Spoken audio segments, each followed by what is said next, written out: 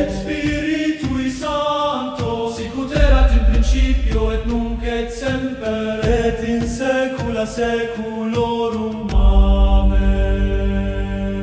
Sancte Michael, hostium terror funde victoriam caelestis, contra potestates tenebrarum defende ecclesiam Dei. Sancte Gabriel,